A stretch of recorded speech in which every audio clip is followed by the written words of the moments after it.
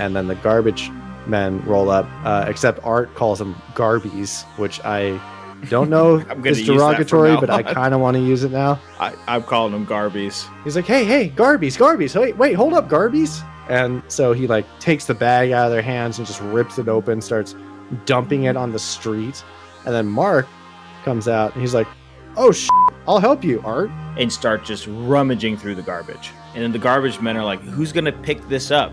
And Mark looks at him and he's like, you're garbage man. This is your job. The question here is garbage. Who picks up this mess? Who picks up this mess? You're going to pick up the mess because you are a garbage man. Mark has no social skills. No, he just unnecessarily demolishes the garbies. My taxes pay your salary. Bienvenuto, gang. What's poppin', Colonels? It's Just Play It. We're back. We're here. We're feeling like something's in the air. Fall is in the air. We got some leaves falling down from the trees. We're feeling like we're about to get a little spooky. James, you tell me it's spooky season? It's a soft opening of spooky season here at Just Play It. We love horror movies. I am one of your hosts, Colonel Jimmy Crackcorn himself, Mr. Jimmy James Gordon. What's up, ladies and gentlemen? How's it cracking, buddy? I am the co-pilot on this haunted mission that we're on. I am Nick Justice, the corn dog, the lead corn dog, the only corn dog. If there's another corn dog, slap him in the face, because that's a fake. Corn dog executive officer sitting right across from me. Welcome back. Here we are. We are watching pretty much our specialty, an obscure 80s movie that we have never seen before. We are excited to talk about this one. This one is called The Burbs. Yes, not the suburbs. The Burbs with an apostrophe. And this is from 1989. Same year as Batman from last week.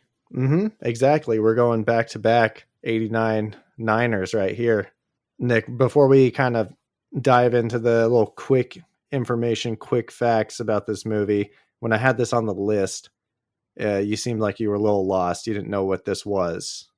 No, never heard of it. Has probably one of the most famous actors Hollywood's ever had in it. Which you think like we would at least know about it. But I guess if you're that successful and you keep getting work, you might have some cult classics. That's what we have here. Not to spoil anything, we're going to get into all the reviews and everything, but this did end up turning into a cult classic. It wasn't one of its more highly rated films, we'll say. And at the time, as you said, yeah. James, as you said, it's very when you have that many bangers, people forget the deep cuts, they get lost in time, and this is for sure one of them. And we'll kind of decide if it deserves to be lost in time. Yeah, we'll kind of talk through this and say, hey, what happened to this bad boy? Let's talk about that. So first and foremost, this movie is directed by Joe Dante, who famously directed Gremlins. And this guy's all over 80s lore, Inner Space, Explorers, a little bit of 90s classics like Small Soldiers. I believe that's on our list for a future watch. And of course, the Looney Tunes back in action with Brendan Fraser. Yeah, as I was reading up on this film, they pegged Joe Dante to do this because he was so good at mixing genres and being able to like mix together these eclectic genres. So as you said, it is spooky season, but it's what they referred to as a black comedy. Which of course you're thinking, is Cedric the Entertainer in this? I'm like, this is a Tyler Perry joint. It's not. No, that's like a 20th century term for a dark comedy, like dark humor. Right. I mean, for us super advanced 2023 audiences, brains, ears of the 21st century, I wouldn't say sick and twisted. I mean, to today's standards, nah. I mean, compared to what you can see on TV, but maybe back in the day, especially with it taking place in the suburbs, the content of this movie could be considered dark and twisted. But I mean, we'll talk about it. It's a blend of horror and comedy. I'll say that. I'll go as far to say I wouldn't even call it horror. I know that they call it horror. It is rated PG, but it's called horror, but maybe thriller may be a better term for it. A behind the scenes featurette, Tom Hanks, I believe, called it a psychodrama comedy.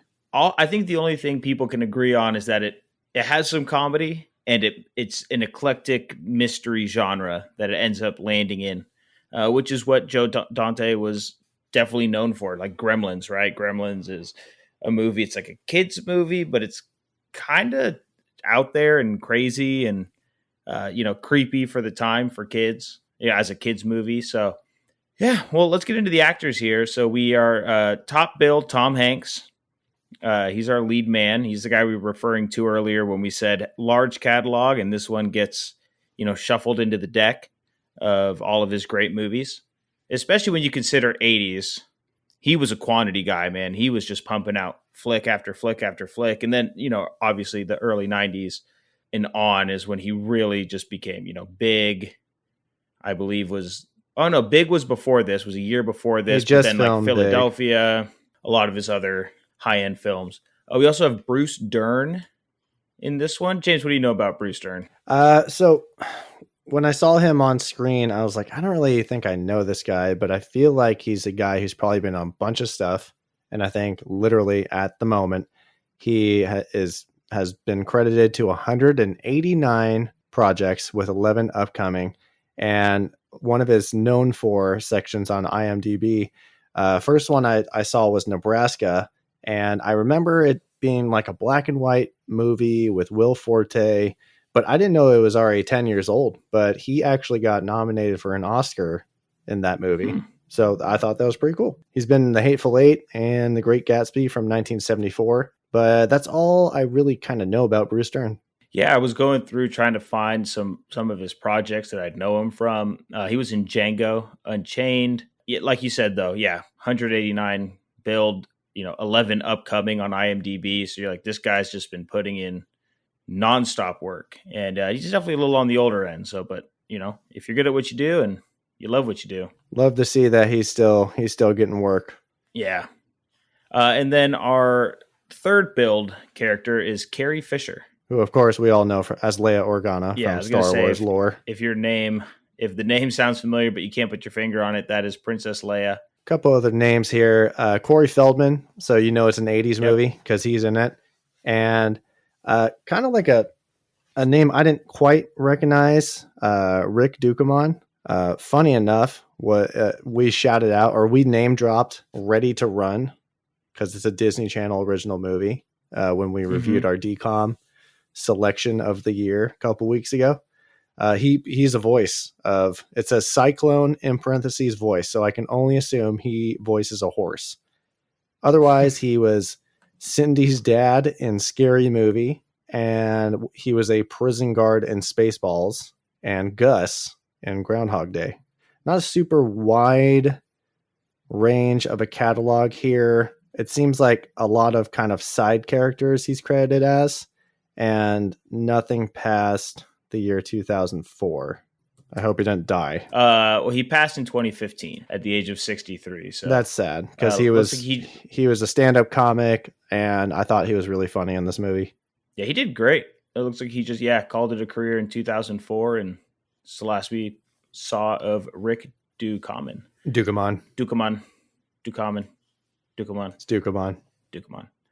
This movie came in with an estimated budget of $18 million. And then with a worldwide box office of $49.1 million.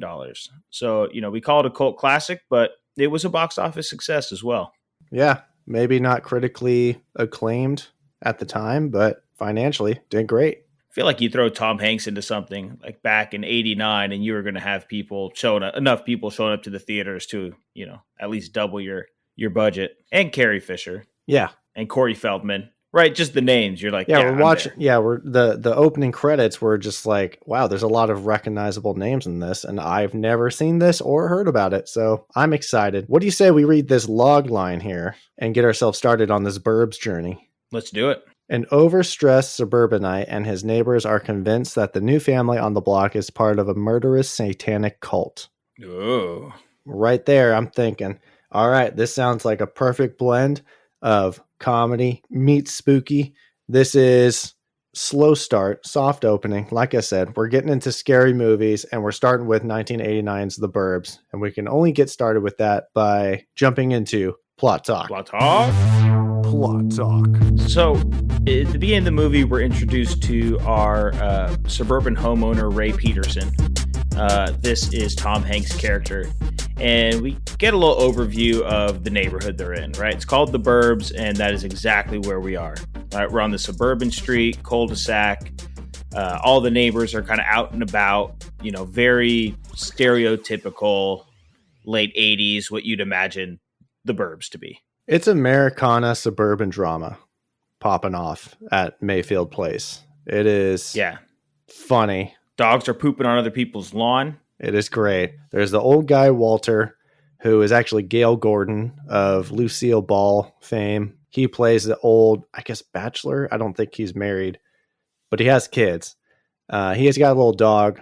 And fun fact, that dog is actually from Silence of the Lambs. That's the dog. I saw that, yeah.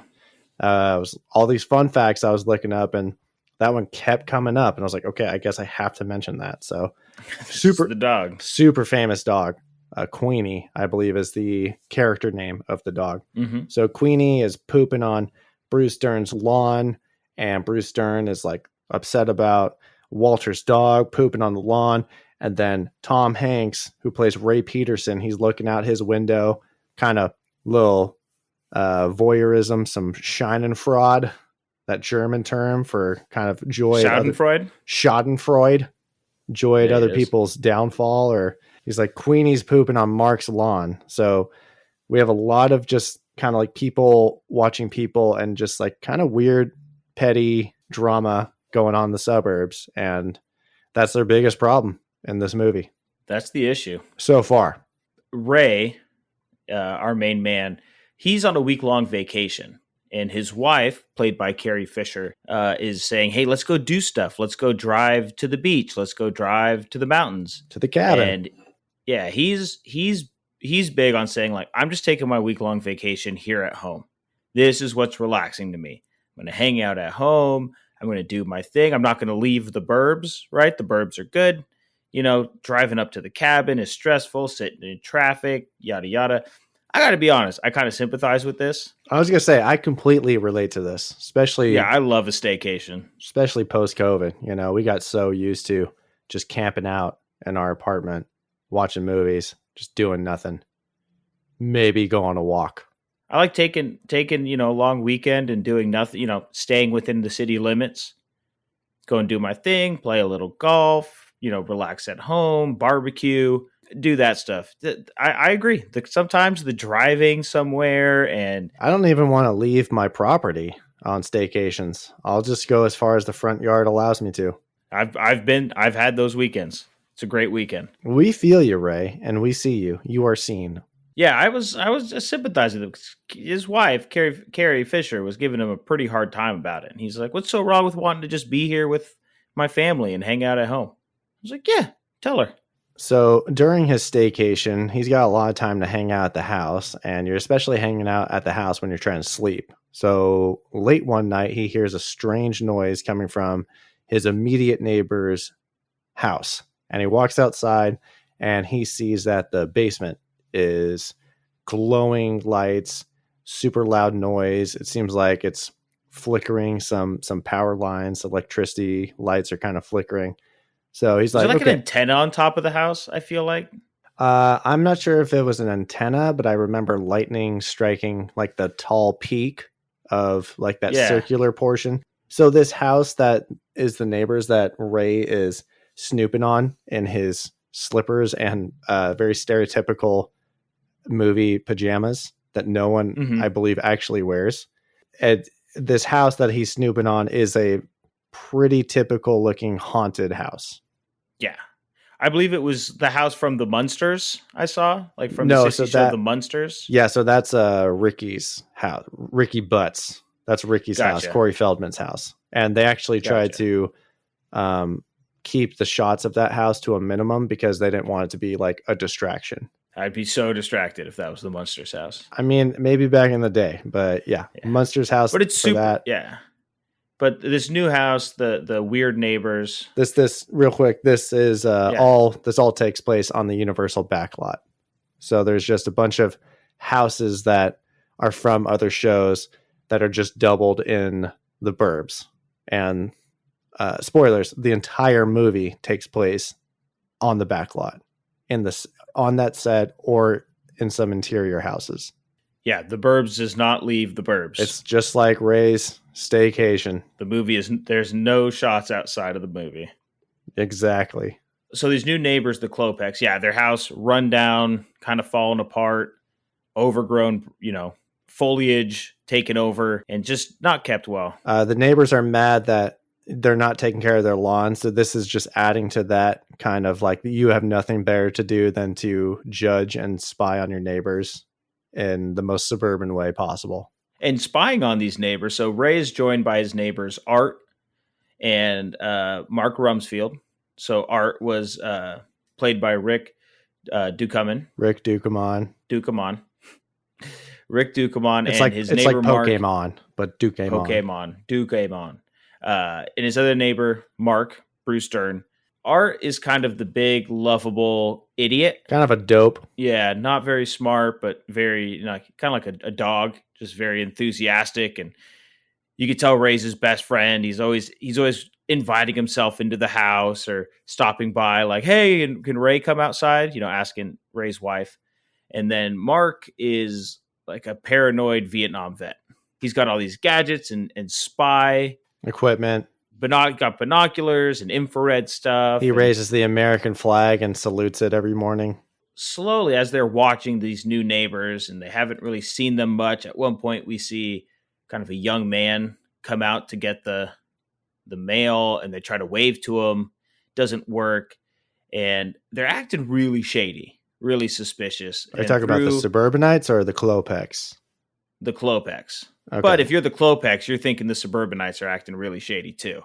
So it's like this fun two-way street. Because the kid walks out and he's looking, the camera's panning across all the neighbors, just kind of standing in the street or on the sidewalk or in their yard, just staring at him. So it's like, who's the weirdos here?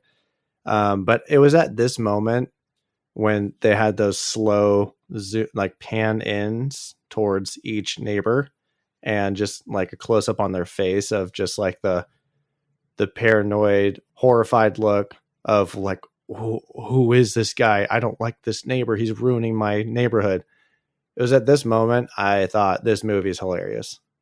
I'm all in. This is going to be funny. The movie doesn't have a ton of jokes, but these things are very... It's the commentary. Very situational humor. Right? A lot of situational humor. And this kid who is played by Courtney Gaines, he kind of plays just like the kind of really odd looking guy. Looks like he should be on like a Amish farm. I was gonna say he looks a little inbred. Looks a little like Hills Have Eyes. Yeah. And Emily said he looks like Mose from The Office, Dwight's cousin on the beet farm. And I was like, that's a perfect comparison. That is spot on. Except he's creepy. But Mose is also kind of creepy. Yeah, Mose in and of himself is creepy and probably a little inbred. And probably also a murderer. He might be the Scranton Strangler. He might be. There's probably some evidence out there. I'm sure there's a fan theory that we could look up. Speaking of murders, they're all suspecting that these very obviously looking murdery people are murderers. And because of all the strange happenings and their strange behavior, Ray's kid says that they only come out at night. They're nocturnal. When I was hanging out with Ricky Butts, who's Corey Feldman, they were spying on them in their backyard. And everyone's just very suspicious of this new family that moved in on the block. And to be fair to them, they are doing some suspicious things. Like you said, the noise coming out from the basement that Ray had ended up seeing.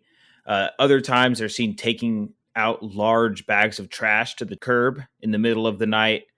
There's another scene a little down the road where Ray's watching them dig holes in the backyard in like the rain.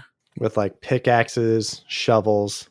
Yeah, it's very creepy. So it was really funny because I'm watching the movie and I'm trying to think to myself, I'm like, okay, is this all really happening? Is the movie trying to basically say, this is what the suburbanites are seeing, but it's not really happening? Are the suburbanites crazy? Is the other family crazy? I was like, it's actually pretty good storytelling. How much bias POV are we is the audience experiencing here? Exactly.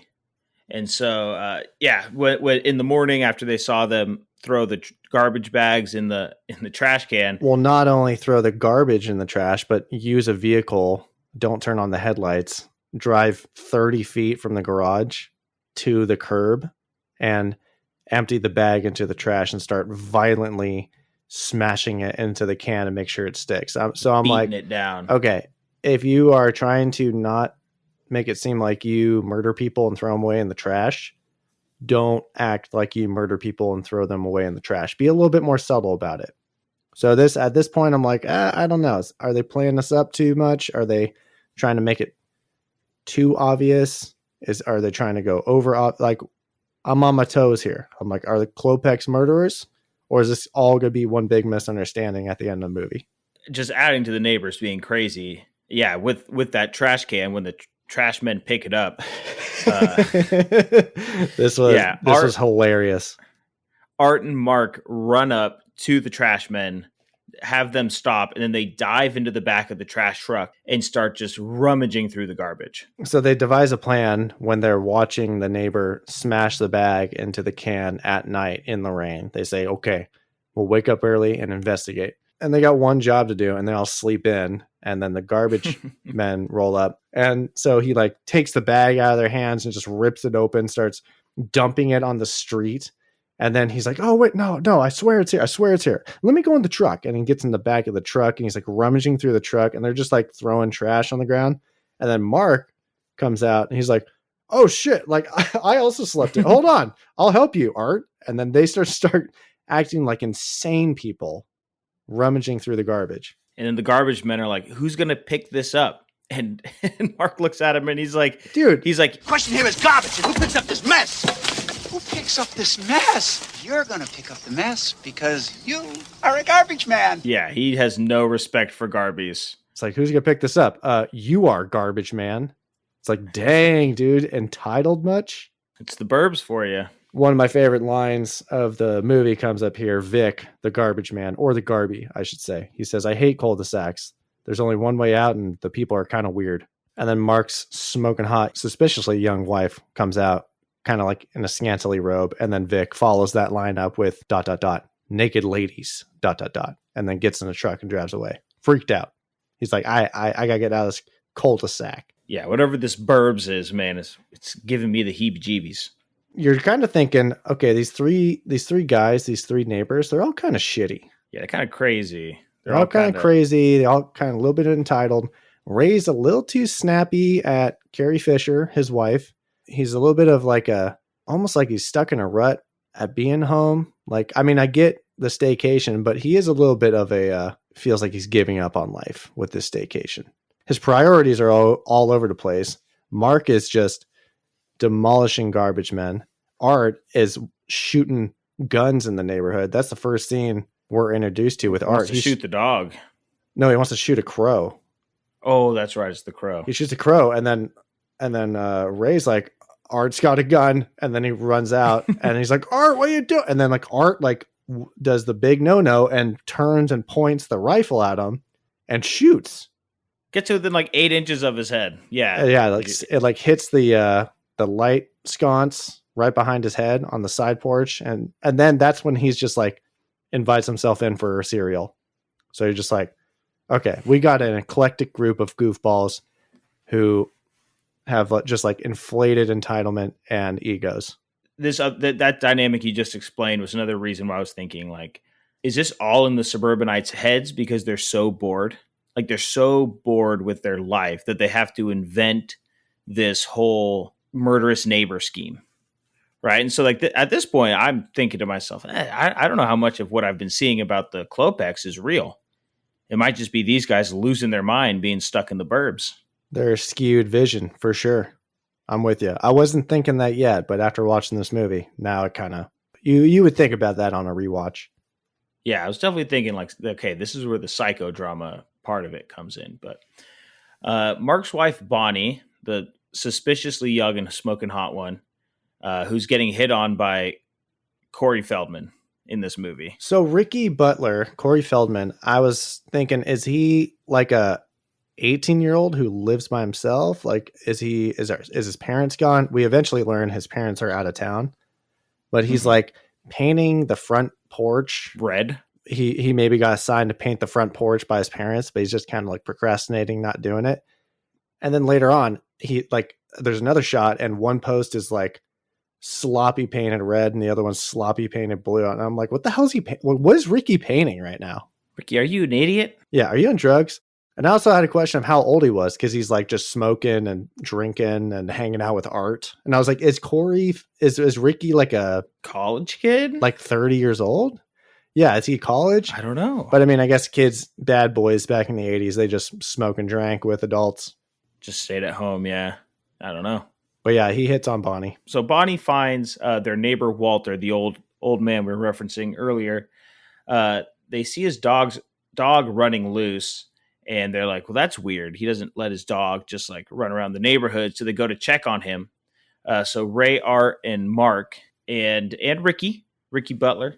Ricky Butts. The four of them enter Walt's house, and they find overturned chairs. The whole place is a mess. It looks like there was a struggle, and they see his toupee as well, but Walter's not there. And they're like, okay, that's suspicious. Like, there's no sign of Walter, of him leaving. Where did he go? He's old. He's not just going to pick up and bounce. And so Ray grabs the dog and he leaves a note for Walter, slips the toupee back in through the mail slot. And he sees one of the Klopeks like watching him from their house. And he like tries to like wave at him and nothing. One of the older Klopeks just kind of like stares him down. Stoic and creepy. I will say, again, these entitled suburbanites just break into Walter's house. It's actually Mark. He like cut out a piece of glass somewhere in the backyard, and then like I guess crawled through that tiny hole that he cut out, and then welcomed everybody in. So they just go into Walter's house and they're rummaging through his stuff and eating his cookies.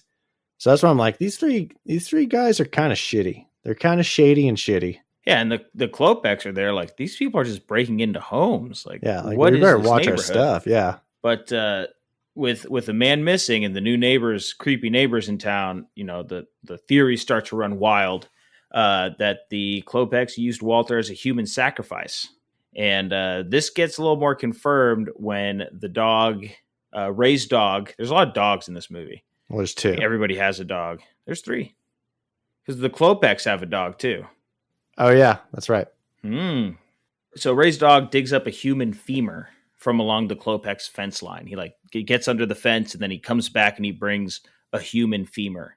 And they're like, okay, now this is starting to get weird. Which, to be fair, is weird. It's a very cartoonish looking bone, like a bone you would probably draw. And there is a incredible zoom in, zoom out camera work on a screaming Ray and Art as they're holding the femur bone and saying, Art's like, Ray, this is Walter.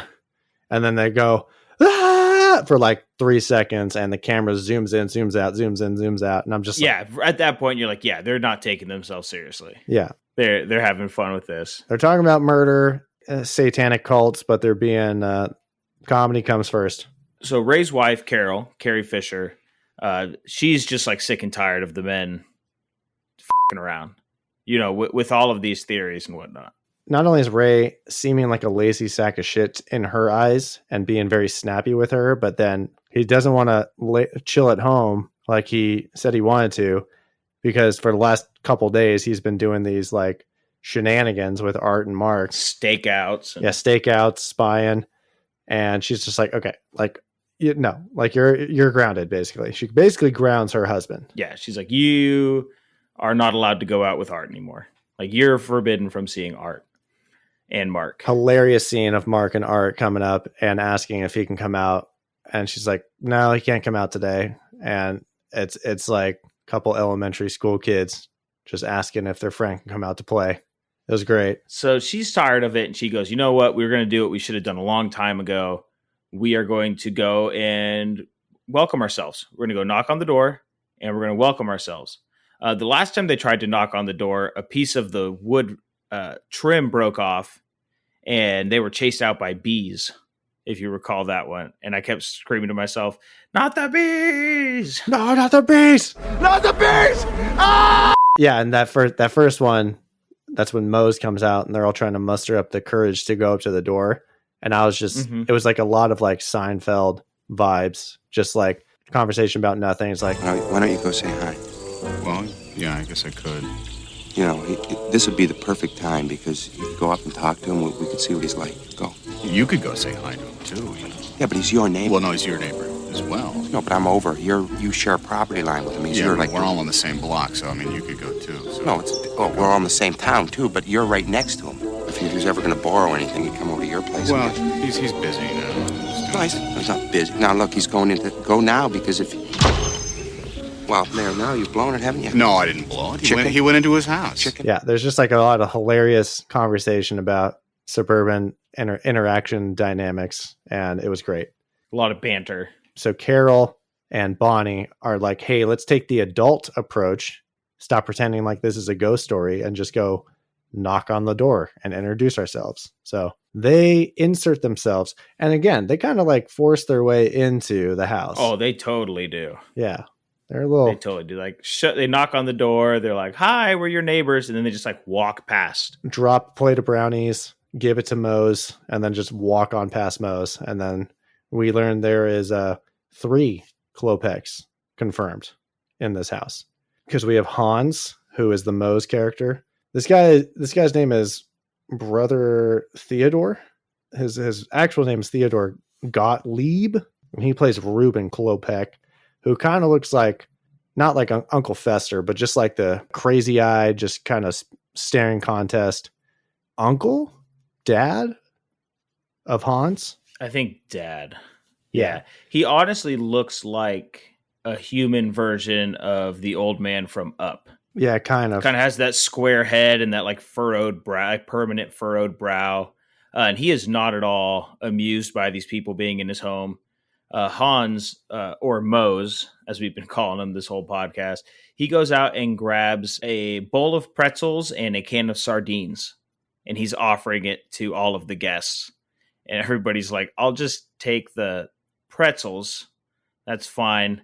He tries the sardine, and he just wants to throw it up immediately. It's like this really weird, random, like, just holds out a bowl of pretzels and a can of, like, just like in the tin, like peeled open sardines. I won't stand for this tin fish slander. I love sardines. I love anchovies. I'm a big sardine man. Yeah. Big sardine man, big anchovy man. I don't know about eating them straight out of the can like that.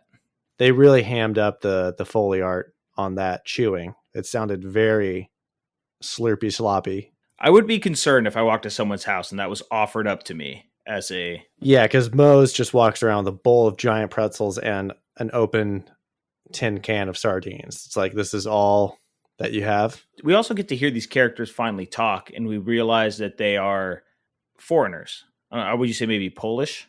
I think it was...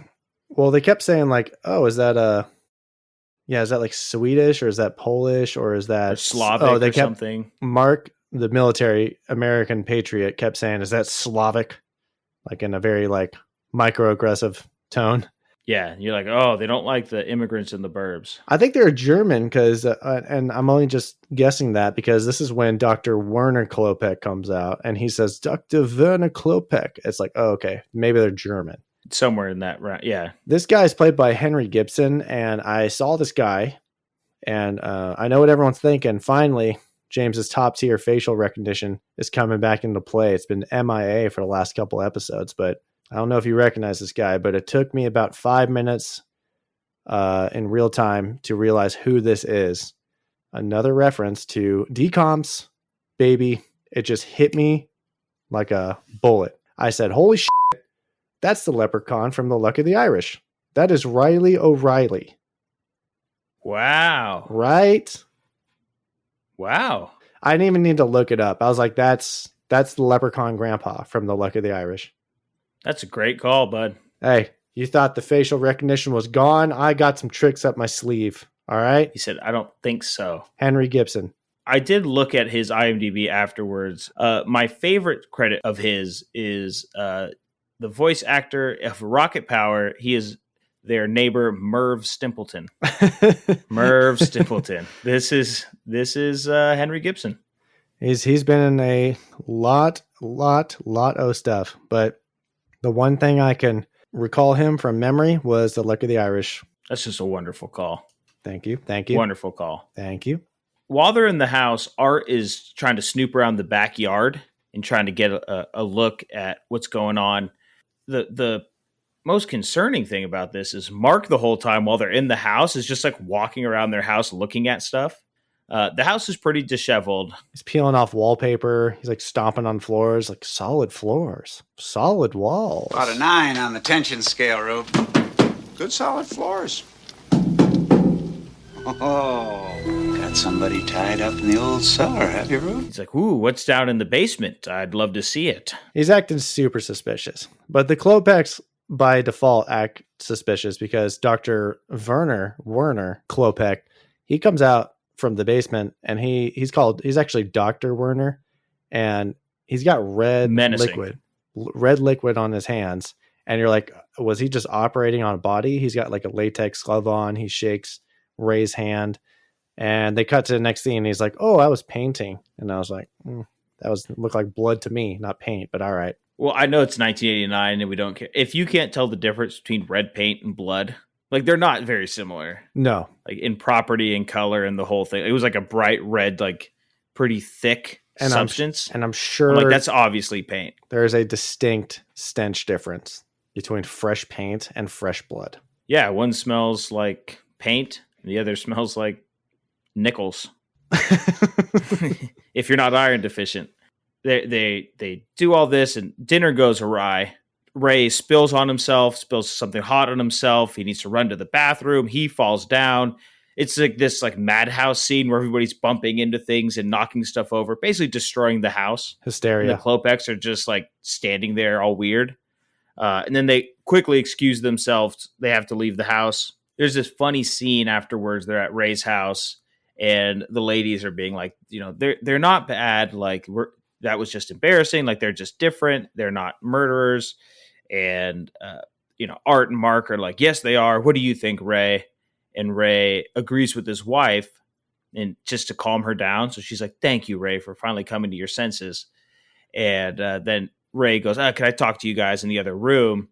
And Art and Mark are like, oh, what's wrong? Got your balls up all in her purse? Like, what was that? You're just turning on us? Like high school kids, like you were saying before, like elementary kids. These guys act like little boys. Yeah. Who are like asking to play. Then they like make fun of him when he like listens to his wife. But we find out Ray is just told his wife that to like make her shut up. I think it's Art. He's like, who listens to their wife? We don't even know if Art has a wife or had a wife or okay. But we never see her. I mean, not really at this point in time, but at the end it is dropped. He is married. Got it. But Ray pulls out of his pants, actually, like out of his like boxer shorts, but actually he found Walter's toupee. And this is very suspicious because he put it back in the mail slot of Walter's house after taking it that first time of that first B&E. Yeah. So he's like, yeah, it was mixed in with a stack of like Walter's magazines and whatnot, like stuff from his house. And now they're like, okay. Like, it's go time. We need to catch these murderous sons of bitches. Yeah. So Ray, after agreeing with his wife the night before, goes ahead and convinces her the very next day to go with their son to visit Carol's sister. He's like, I'm just going to be golfing all day. What kind of marriage do you have? You're like, wake up in the morning and be like, honey, you should just leave for the weekend. Get the boy, put him in the car, go see your sister. All this hanging out I've been doing with my guy neighbors has nothing to do with this. Has nothing to do with me wanting you to leave and me just being here. This is not suspicious in any way, shape, or form. He's like, I'm going to golf all weekend. She's like, but you hate golf. He's like, I don't know. I love golf. All right. Bye now. Speaking of suspicious, Art rolls up in a stereotypical golf outfit. Like he's in Caddyshack. Like Scottish. Yeah. Like you're just like, what? Like the sweater vest and just silly. And they're back on their bullshit. Yeah. At the dinner the night before, the doctor told him that they're going to be out all day because he has to go present something at a college or something. He has a speech to give. So like, okay, he's going to be out of town all day. This is our turn to investigate, get ourselves into their house. Yeah. Yeah. So Mark and Art have basically devised this plan where they're just going to cut the power lines to the Klopek's house to disable any alarms, because they do have like this electric fence that goes around the border of their wooden fence. Yeah, kind of like a little cattle. Like, are you sure you can do this? And Mark has his radio with him and his night vision stuff and his binoculars. He's like all geared out and like camouflage. He's going to stake out on the roof. He's like, oh yeah, I got it. So Art takes these bolt cutters up and he cuts the line. And just falls through the shed and then actually makes a human cutout. I thought that was really funny. Yeah, nice little slapsticky touch. At this moment, I was thinking, man, this reminds me so much of The Sandlot when the kids are trying to get the ball back. It was a lot of big Sandlot shenanigans and gags of breaking into Klopek's house, like getting over the mysterious fence, doing these like dangerous tasks, coming up with these gadgets, like, foolish plans, homemade plans and tools. Yeah. So I was like, okay. I'm wondering where's the rest of the neighborhood? Mayfield Place. Seeing Art climb up with bolt cutters up on top of the power line. Well, I'll tell you what, at least one other neighbor, Ricky, he is just enjoying the show this entire time. He is enjoying the spectacle that this street provides. And he has his buddies over. He's drinking. Yeah, he's like inviting people over to watch the party. He says like girls over. He's getting the boys over. Mark climbs up on a roof to be like the lookout, and he has like a walkie-talkie radio. And Ricky like says something to him like, "Oh, like what are you doing?" Hey, Rumsfeld, dude, what are you doing with the gun? Shut up and paint your goddamn house. Jeez, this is like this full-grown adult just said this to this kid. So Ricky kind of plays the, I guess he's the representative of the normal neighbors that's just kind of like enjoying the freak show. He actually does scare Mark, and Mark slips off the roof and falls off, and it's like a funny falling. I laughed my ass off at that, and I rewound it. It was just, it reminded me of a Hot Rod when he's falling down the hill, because it kind of seemed like it seemed a little extended, over dramatic, and then but there's no like quirky music scores to go along with it. It's just like violent thuds, like just and then he hits the ground, and then he has like the rifle he's holding, he shoots it, like shoots out some car window, and I was like, whose car was that? Yo, Rumsfeld!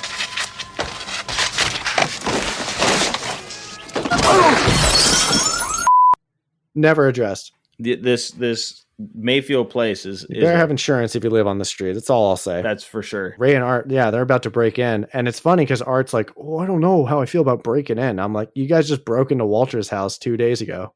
Mark went around the back and cut a hole in the window. They try to like pick the lock and like jimmy the lock, and eventually Ray just like smashes the glass pane in on the door, opens it up because he's done. Like he's fed up. He's reached his wit's end. They get to the basement, and what they end up finding is like this giant furnace. And they're like, why does a house this size need this furnace? And they realize it's not old. There's like new pipes running to this furnace. Now they're like kind of in a craze. They're like, what is happening here? And they end up seeing this like pile of dirt in the basement. And so Ray's like, we got to dig. Like Walter's down there. We have to find him. Digging. While they're digging, eventually the Klopeks, they start driving back home. And also what happens is a car shows up with Walter in it. Yes. The Klopeks roll up. They see their houses. Like something's going on. I think they turned on the furnace. The basement's, turned on the machine. The basement's like glowing. And this furnace, by the way, is massive. It is like a commercial size, custom engineered. They say, oh, there's 40 batteries down here. This must take like an entire power plant to keep up running. And they figure, oh, this is the thing that was causing all those brownouts in previous scenes in the movies, and like the large like vibrating hum that was rattling the neighborhood, and the flashing lights that Ray saw in that opening scene. So they're like, oh, this is it. We got something suspiciously good here. And so the Klopeks roll up, and they see they're getting broken into. So they actually drive away, and we don't know what they're up to as of yet. Meanwhile, in the house, Ray and Art are thinking, we got Walter. We got these guys pinned. These guys are screwed. We got them. They kind of preemptively do it because they're digging in that dirt hole and they strike something hard, like metal. And I forget what they say. I don't know if they say it's a casket or it's like something else, but they're like, Walter's down there. And then they just jump the gun and radio into Mark and say, we found Walter. And then that's when we see a car roll up to Walter's house, and it's his kids helping him out of the car, sans toupee. Turns out he went to a hospital because he had like a stroke. He had or something. a heart episode. Yeah. And he was asking the Klopeks to get his mail. So that's why they got his toupee, because it was in the mail slot. Inadvertently grabbed the toupee. Mark's trying to radio into Ray. Ray's frantically, digging, so he can't hear anything. And in the digging and pickaxing, they end up hitting the gas line underneath the house. Whap, whap. And there's a giant furnace there. And you're like, oh, snap. Now, the Klopeks, they actually left and then they called the police. So they come back with the police. And as they're rolling back in, what happens to the house? Hilarious. Art like runs out. Art's like, he's like, everybody runs, get everybody. I was like, oh my God, Ray was in there. Yeah, Ray's inside. I was like, Ray's dead. Everyone's staring at the house, and then Ray comes like gimping out. All of his clothes are singed. His face is just black. Ray survived that? Yeah. Very Flubber-esque. Yes. Police, fire, Klopek show up. I think it's Mark that says, You got a lawsuit on your hands, mister. To the uncle guy. Yeah. Yeah, to brother Theodore. Whatever, Ruben. And yeah, he's just like, you got a lawsuit on your hands. So it was echoing his disrespect towards the garbage men, saying like, who's going to pick this up? You are. It's like nothing ever is anybody's fault in Mayfield Place. It's this freak show, the Klopeks. It's looking like the Klopeks are innocent, and it's all this hysteria and paranoia that just caused their house to now blow up and be on fire. Ray's wife returns during all this without their son, probably for the best. They end up talking, and Ray's like bandaged, beat up. I'm like, this guy needs to be in the hospital right now. I don't know why you're questioning him or saying anything to him or trying to get a statement from him. But Art makes a statement that basically just triggers Ray, and Ray goes off on this like long, like yelling diatribe about like, we're the crazy ones. Someday they're going to dig up the back of that yard and they're going to find the rest of that skeleton to go with that femur. Oh, it might not be Walter, but it's going to be some tortured. Shut up, Art! Shut up! God, you don't know when to quit, do you? They didn't do anything to us. They live next door to people who break into their house and burn it down while they're gone for the day. It's not them! That's us! We're the ones who are vaulting over the fences and peeking in through people's windows. We're the ones who are acting suspicious and paranoid. We're the lunatics! Us! It's not them! Like, it's us. Like, who's insane, who's sick, who's the evil ones here. We do the us. same. We do the same thing every day. We fall into a routine. We can't help but just spy on our neighbors. We make up these stories like they're not crazy. We're crazy, but in like a Woody voice because he's Tom Hanks and he's yelling. Then he does this, what I later learned to be an improvised action. He's like, take me to the hospital. He picks up the gurney, throws it in the back of the ambulance. He jumps in the back of the ambulance and just like lays down on it. Just like, take me to the hospital. He also says a great line. I've been blown up! Take me to the hospital! It's like, yeah, you were in a house that exploded. Yeah. And Carol, his wife, she's not mad. She's just like, all right, well, I'll just find out what hospital you go to and I'll follow you there and I'll see you. Honey, I'll just find out what hospital they're taking you to and then I'll follow right along. Just like you just blew up our neighbor's house, but just like pouting on the gurney bed, like a kid would be on his bedroom bed. Don't talk to me, Mom. Just when we're like, holy smokes, what a crazy ending. Dr. Werner Klopek jumps into the back of the ambulance and accuses Ray of having seen human skulls in the basement furnace. And Ray's like, what? It was the Knapps. The Knapps were the family that lived in the Klopek house before the Klopeks. And he says, you saw one of my skulls. It belonged to a neighbor of yours. The name was Knapp. We took the house from them. But you know how old people are. They grow so attached to things. So we're like, oh shit, the Klopeks are murderers. He looks, and who's driving the ambulance? It's Mose. It's Mose. He just like looks back at him, and he just like takes off. And he's like, oh, he's like freaked out by his like oversized, like poor dental hygiene teeth. It's like, you think you're going to get away with this? You know, the ambulance driver has to be like, whoa, where's my ambulance going? But whoa, where's my ambulance going? Holy smokes. What the hell? Dr. Werner pulls out a syringe, and he's basically says, you know, you blew up my skulls down there, and now I have to take your skull. You're just like, oh shit, this guy's demented. Ray fights him off. They end up falling out of the ambulance. Well, this is after Mose is like driving all over the neighborhood. He's like, Mose doesn't know how to drive. Mose has never been in a vehicle, it seems. He's from the Amish farmlands. I mean, and it's like not a big street because, again, this is the Universal Studios backlot. So the street's already kind of fun size and a little bit small on the scale. So he's like driving like perpendicular across the street, zigzagging, like going like sideswiping bushes, turns around, like almost hits some police officers and some other neighbors. And then eventually, just for no reason, gasses it into Art's house. just launches Ray and Dr. Werner out of it. Yeah. They're riding on the gurney down the street, too. They have a tussle, and then I love what Ray does here. Like, he's on the ground, and Ray just starts yelling, citizens arrest! Citizens arrest! I'm making a citizens arrest!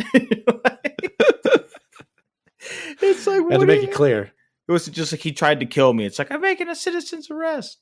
And then Ricky randomly opens up the trunk of the Klopeks car, and there's just like a ton of human remains in there. Like just bones on bones on bones. You're like, whoa. Yeah, these guys are serial killers. There's like 20 heads in there. Yeah, you're like, holy smokes. And this is when Mark does like a really impressive slide tackle on Mose. He's like, hey, Pinocchio. And it's like a great, like just one shot, just a wide shot of like, it might be Bruce Dern actually just slide tackling Courtney Gaines. It could be. Just slapstick gold. Hey, Pinocchio, where are you going? Gotcha! Don't you make a move, Sonny. I was 18 months in the bush and I could snap your neck in a heartbeat. Holy smokes, I love that so much. Good physical humor. Loved it. So the Klopeks end up arrested and charges against Ray are dropped.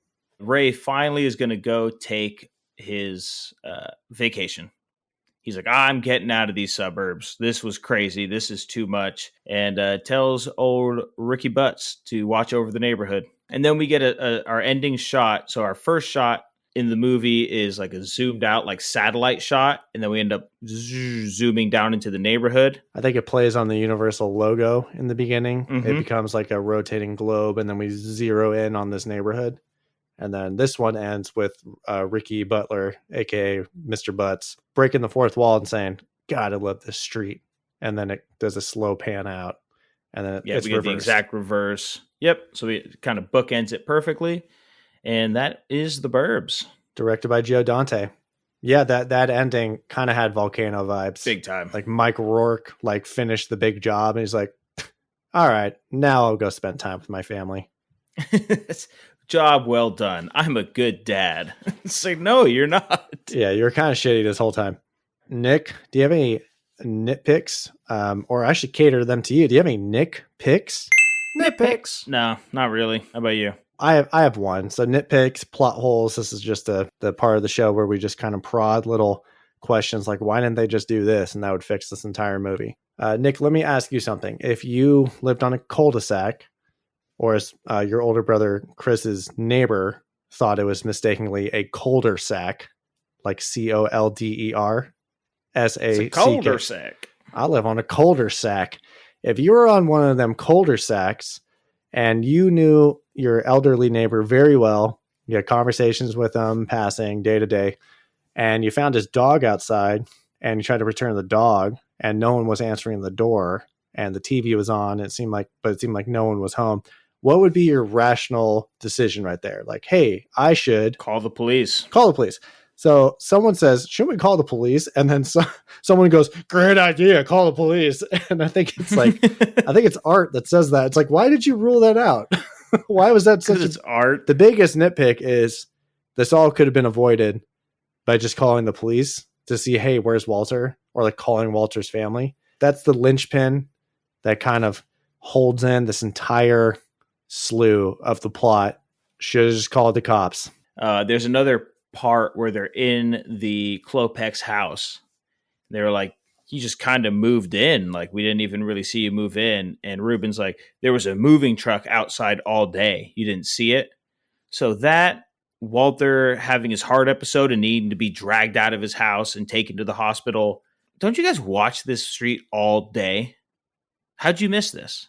Yeah, this is all you guys do. You just miss this street activity on that street. You watch the street all day and you miss these key things that could have, because you could have been like, oh no, you are a liar. There was never a moving truck here. What are you talking about?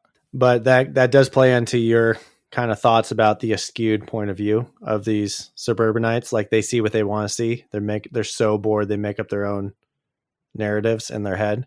Maybe they did know Walter had a heart thing, but they were just so ensconced in their theories, so focused on what they wanted to see. Yeah, but that's the only nitpick I have. Okay, well let's get into some talking points, James. I have a few I can see on our little shared document up here. You also want to expand on a couple things. Then I have one more I don't have written down here. I'd love to bring up. Excellent. Start us out. Yeah. So the first thing, similar to what we brought up last week with Batman, is it's 1989, right? So we have a writer's strike going on. And so there is a lot of improvisation in this movie, which I think lends itself to the ridiculousness, right? You have these Ducommun and Hanks and, who played Mark? Bruce Dern. They're kind of just ridiculous characters. And when you let talented actors kind of do their own thing, you come up with a lot of this, like, it just builds on the silly slapstickiness of it. I thought what was really funny is that what I was reading is that the writer of this, actually, he played one of the cops. Like holding the crowd back at the end. Yeah. So you have one of the cops there, Dana Olson, is the writer, and he's there. So he's not allowed to give any writing advice due to the strike. Right. But he's there on set with everybody. I have to imagine he did have to give some point. Come on, you can't not. You're a writer. So you can't hold back. And this echoes, once again, we've mentioned it a couple times now. Currently, we are going through a Writers Guild of America strike, and SAG has also joined said strike. I remember you talking about Batman, how it was also filmed during and around the writer's strike of 1988, and a couple things affected that movie. This movie's script was complete before then. I kept reading that they shot this in sequence so that they could maybe make minor adjustments along the way. But it got me thinking, like, how much improv can you do before it becomes like written material, before it basically becomes like the scripture of the final product? Because right now they're trying to film Deadpool 3. And I was trying to look up, what are the improv rules when filming during a strike? Essentially, Ryan Reynolds is credited as a writer on Deadpool 3, so he can't do any improv, which is a problem because Deadpool has a lot of funny one-liners and there's a lot of improv that happens on the set. Flip side to that, he can kind of do ADR later because he is under the mask most of the time. Mm-hmm. But right now they're not filming anyway because SAG is also on strike. SAG is on strike for movies that are being funded by major studios that are affiliated with the Alliance of Movie Pictures and Television Producers. So a couple independent studios right now have waivers or interim agreements that they can shoot because, like, A24 is an independent studio and it's not getting funded by major studios. So they got a waiver for Paul Rudd and Jenna Ortega to do this movie, or Anne Hathaway to currently film this movie. But back in the 80s, it was just the writer's strike. So the script was done and the actors were okay to act in it. And I was watching old news segments and reading old articles. And it was like, Hollywood's struggling, and TV, like late night TV shows, Johnny Carson and all those talk shows, they couldn't film because they had writers attached to it. So they got subjected to reruns and just led to a lot of people kind of like channel surfing and ratings kind of going all over the place for network television and whatnot. But the actors weren't on strike, so they were allowed to film the Burbs. But they kind of were like second guessing the script and how they wanted it to end. So they ended up shooting this whole thing in sequence so that they can make sure no major continuity errors would be a crutch on the film. But yeah, it got me thinking. I don't know the rules back then, but how much ad-libbing can you do before it becomes alternating the story? Is it just like one-liner punchlines and jokes, or as soon as it starts like turning the plot a certain direction, is that when it's a no-no? I think what you said right there, the no-no, kind of what we talked about it last week with Batman, right? Where you're making these decisions that are like, whoa, you just went completely, like you changed the fundamentals. Like if you have a good director who can say, yeah, no, this isn't what, this doesn't fit in with that. I'm sure if Tom Hanks, came up and said, hey, this line right here, this scene, this doesn't seem like something Ray would do. Could we take a couple takes? Could I try a few things? And you'd be like, yeah, sure, Tom, Mr. Hanks, you may do that. Any dialogue that isn't integral to the storyline, I think you like guys. Mr. Hanks throwing the gurney in and saying, I've been blown up, take me to the hospital. Yeah, acting like a petulant child, kind of snapping, yeah. And this coincides with a talking point that we both were going to bring up, which is some alternate ending. So again, I had some questions. I was doing research and I couldn't really find a definitive answer. Were a couple endings written before the strike, and those are the ones I can film? Because I remember reading an article where, I don't know if it was Joe Dante or a producer or maybe that writer, Dana, what's his face? We can maybe change the script. We can change the ending, because in the original script, Ray was supposed to get hella murdered by the Klopeks. Yeah. They ended up having him survive.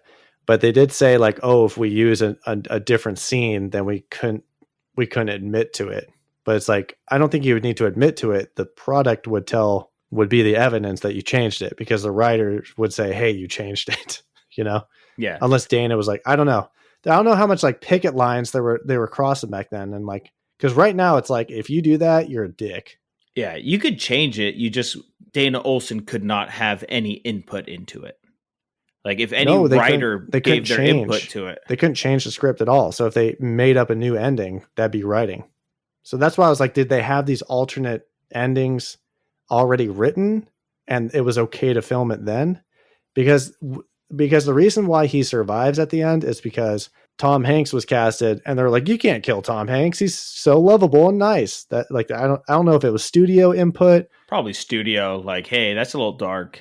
If they just had these alternate endings already written, and then maybe there was a third or fourth one that they wanted to try out, but they technically couldn't have any writers do it. And ultimately, I don't think they did. This was the thing I was trying to look up, and I couldn't really find any clear evidence or rules about what was okay and what was not. Hey, speaking of this alternate ending, what'd you think about the final cut ending that we had versus the alternates? I personally would have liked to see the alternate. So the alternate being Ray getting killed by Dr. Klopek, Dr. What was it? Werner? Klopek, yep. Werner Klopek? Werner Klopek. I would like to see that. It was supposed to be like him getting put in a bag and then being put out for the trash man, right? Kind of coming full circle. Was it that dark? I think so. I think that's what I was reading up on. It was supposed to be him getting I thought it was just like him driving off in the ambulance, like screaming like, ah! And yeah. then And then, no, I think there was like them putting the trash bags out and then like a fade to black. Yeah, I guess that would be a little bit dark imagery. It would definitely be dark, but I think the overall comedy of it, of them chasing the Klopeks for the wrong reasons, well, actually turned out to be the right reasons, right? It's kind of like this big irony. We knew they were murderers, but they got exonerated because we were just overzealous, but they get them in the end. I think 1989 would probably not be the time to have that dark humor. Audiences would probably be like, ooh. I think if it happened today, I think audiences would kind of laugh at it. I think you have endings like that happen more often, kind of that dark, like, oh, like he got. I completely agree. I would have liked a different ending, a different demise of Ray, if you will. Because like I said, I'm not a huge fan of the volcano type ending where he just kind of walks away from the disaster scene that he caused. Mm-hmm. It seems like there's no punishment for how paranoid and insane Ray, Art, and Mark were behaving. I would have enjoyed that irony, the suburbanites getting what they deserved for basically judging their neighbors too harshly. But in the end, they were, technically correct in their judgments, but you shouldn't be judging them based on notions and spying. So I completely agree. I think I would have enjoyed the alternate ending more. And then even if you didn't have the Klopeks be the murderers, I think an even better ending would be in the beginning of the movie, first act, Art tells a story of a local urban or suburban myth legend of this guy named Skip who owned a ice cream parlor and soda pop shop. Mm-hmm. They said, he was the nicest guy ever. And then one week in the summer, it got way too hot and there was a horrible stench coming from Skip's house. Turns out it was the dead bodies of his families. He snapped. And that plays a part in Ray's monologue at the end. People who mowed their lawn for the 800th time and then snap! They really were drawing it up like they were the crazy ones in the end. So I think what a better alternate ending would have been is the Klopeks were innocent after all. And then Art or Ray goes into their house and then they just like pick up a knife or something. And then it cuts to black. And like it shows that they snapped. They're now the cautionary tale of Skip. A full story arc of paranoia, action taken, falling action, hit your demise. So I think that would have been a better message for a dark comedy, but like some hubris. Yeah, I think it just would have made for a little bit better story. Yeah, I agree with that. I think it would have been, if it's going to be a dark comedy, don't let it end on such like an upbeat, happy, we did it kind of note.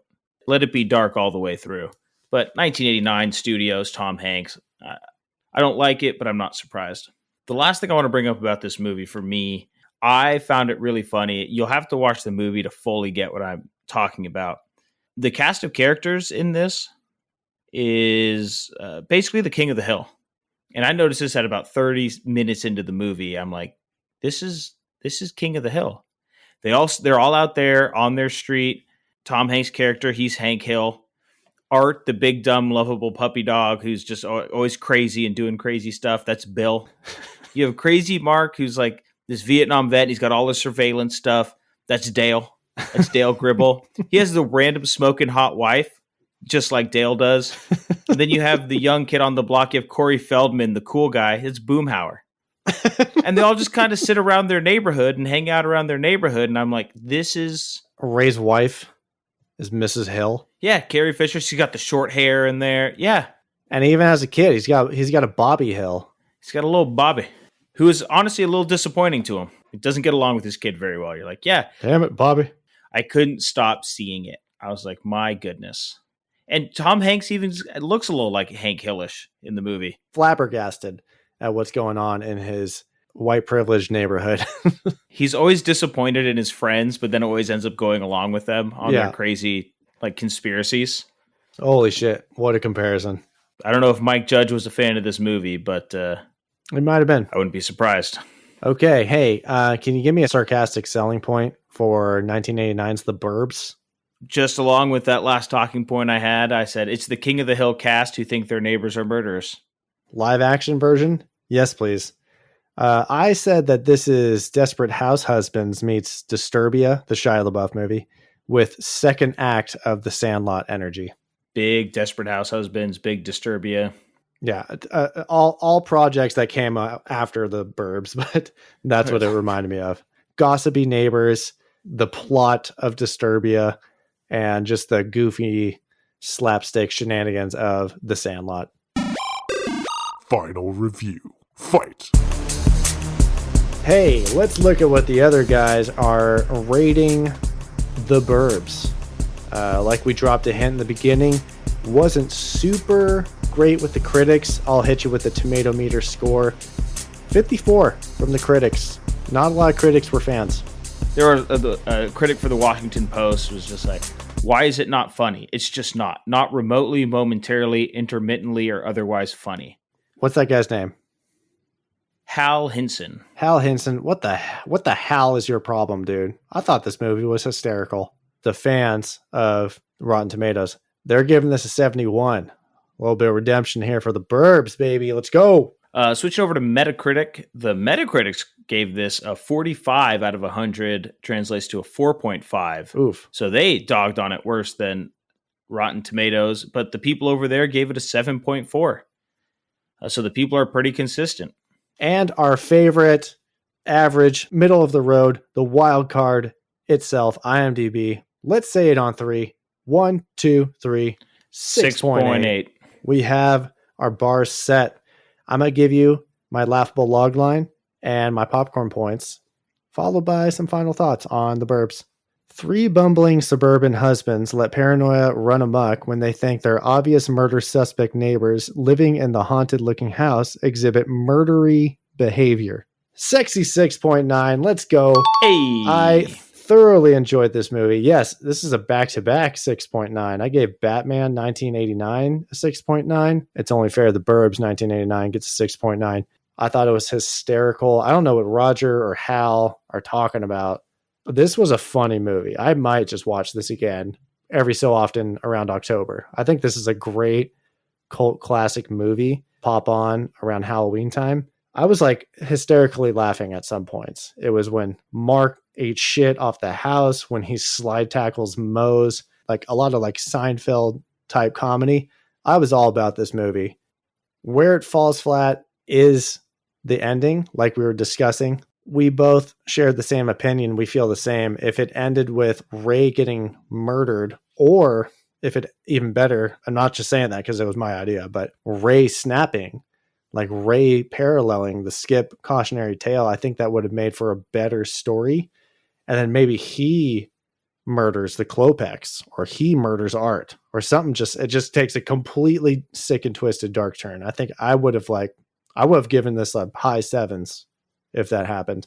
Tom Hanks or not, have him get murdered or have him murder somebody. If the nicest guy ever, Tom Hanks, someone as nice as Tom Hanks, if he just turned into a psycho murderer at the end of this movie, I would have been all about it. The major pitfall with this movie was being a little bit afraid to go there in the end.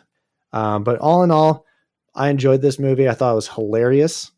And I'll definitely watch it again. I do want to shout out my grandpa-in-law. Emily caught his name in the credits, Nigel Boucher. He was the lead man.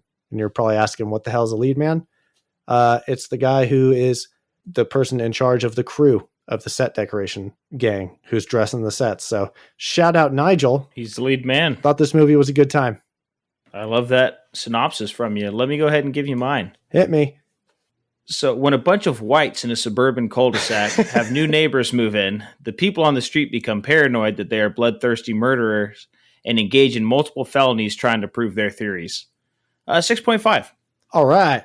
I gave it a 6.5. I was looking back at my other 6.5s. I'm like, wow, where does this fall? Trying to, and I know it's a fool's errand trying to rank them all and use our past rankings, but this falls right in line with Flubber for me. And I think that's right where it lives in my heart.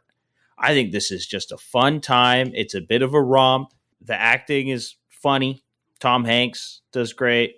Ducommun, I finally got it right. Ducommun. Dern. They do a good job. The dynamic is really well, which I think was a little surprising because I was reading up that Hanks and Ducommun didn't necessarily get along, but Hanks is such a professional that he just worked through it.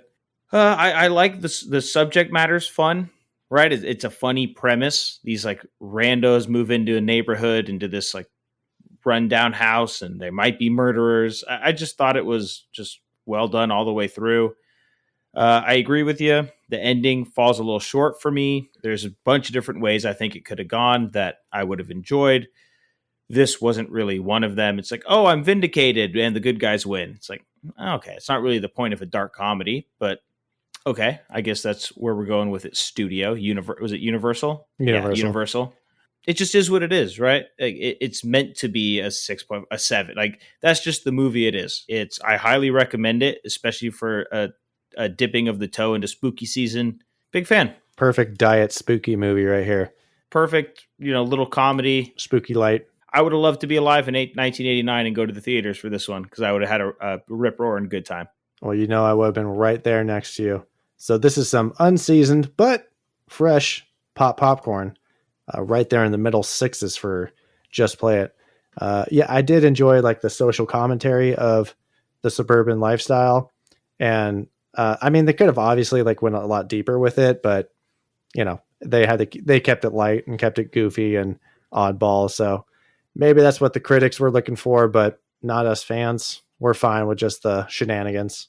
I think what I really enjoyed, what I thought was like the funniest part to me was how, you know, the stereotype is always like the suburban moms who are always like the gossips and the, you know, they're the ones watching and everything. And the fact that it's just these like three dads, like these three men who are just like so bored out of their mind that they're going on these like escapades was just the concept to me was like, I was smiling the whole time because it was just so ridiculous and also funny, like just objectively funny at the same time. It was a fun movie, and we suggest you go watch it. They made me jump through some goddamn hoops to go watch it. Nick, I know you are, you have this miracle hookup where you can legally, I'm assuming, watch all these movies for free. I do go the normal route and try and find it on Netflix or Hulu or Tubi, but I had to get a freaking Starz 7-day trial through Amazon Prime to watch this movie. It was nowhere, not on Netflix, not fully uploaded illegally on YouTube like My Brother the Pig. It was like I had to jump through hoops to watch this movie, but it was on Hulu, but with like an add-on, and no. So that was Starz, so you can watch it through Starz. Starz is an add-on to Hulu now. Yeah, so Starz had their grubby little prints all over this movie because you can only watch it on YouTube, Amazon Prime, Hulu, maybe a couple other streaming services through the other threshold of having a Starz account. So fuck you, Starz, but I canceled my 7-day trial and I love the Burbs. So I suggest jumping through those hoops, get that 7-day free trial while it's spooky season. Check out the Burbs. It's a rip-roaring romp of a spooky time. Please join us next week as we are going to be watching a Shamalama Ding Dong movie. M. Night Shyamalan. M. Night Shyamalan. M. Night Shyamalan. Is that your hint? That's not, I mean, you said it. Okay, so please follow us on Instagram and YouTube at Just Play It Podcast. Please follow us on Twitter at Just Play It Pod. We will see you next week. We're heading gone. And remember, if you're living on a cul-de-sac, you better throw a heating pad on your groin because that shit's got to be cold. Yeah. Baby.